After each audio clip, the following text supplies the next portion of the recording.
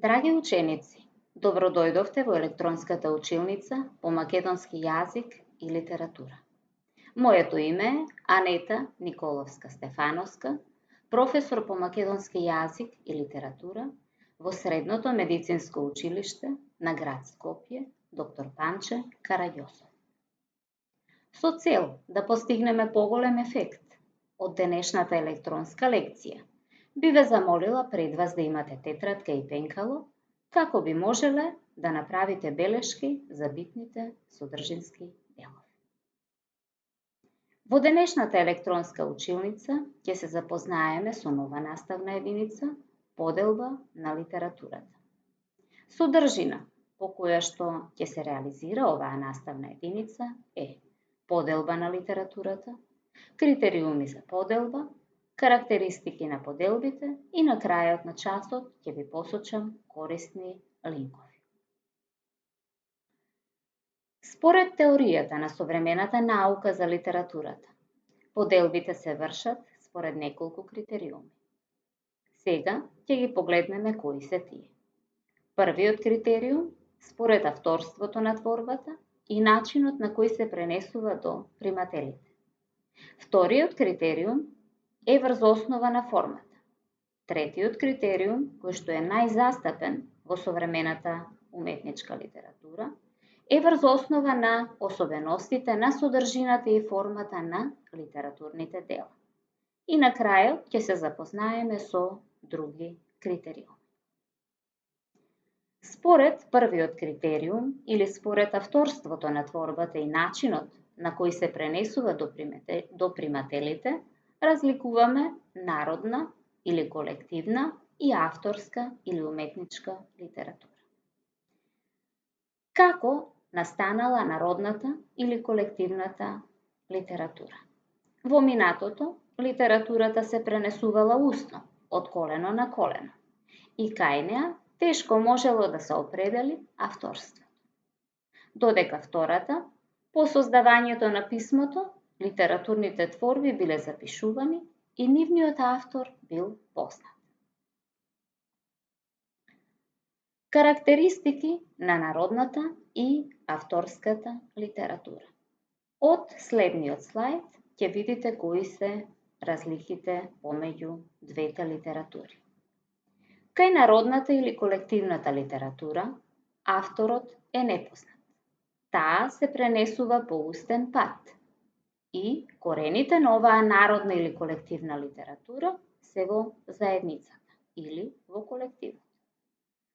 Додека авторската или уметничката литература има следни карактеристики.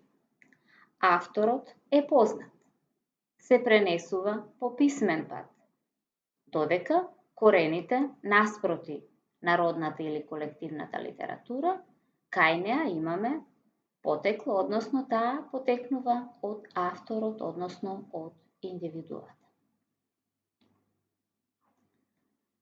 Поделбата на литературата, според вториот критериум, се врши според формата со која се создаваат литературните дела. И тоа, имаме поезија, литература напишана во стихови и проза, раскажувачка литература. Поезијата и прозата се двата начина на кои се пишува литературата. Тие се разликуваат надворешно, визуелно, односно поезијата, кога ќе ја погледнеме, е стиховна организација на текстот, со своја ритмика, а додека прозата е поблиска до секојдневниот говор. Според третиот критериум, поделбата на литературата се врши според или врз основа на особеностите на содржината и формата на литературните дела. Ова е најприфатлива во современата наука за литературата и се врши поделбата според внатрешните особености на самата литература. И тоа, имаме лирика, епика и драма. И според последната поделба, таа се врши врз основа на други критериуми. Покрај овие три основни поделби, постојат уште неколку поделби во литературата. И тоа, според припадноста на литературните правци, имаме ренесанса, барок, класицизам, романтизам, реализам, модернизам, постмодернизам. Потоа, според читателите на кои им е наменета, имаме литература за деца, литература за возрастни и така натаму. Според јазикот и според припадноста на народот од кој произлегува, имаме македонска, француска, англиска литература и други. Според функцијата што ја врши литературата, имаме поучна, забавна, пропагандна литература и така натаму. Што треба да запомниме од денешнава електронска училница, односно од денешниот час? Основни поделби на литературата се вршат според авторството, второ, според формата и содржината на делото, третата поделба според особеностите на литературните дела и имаме како четврто според други критериуми.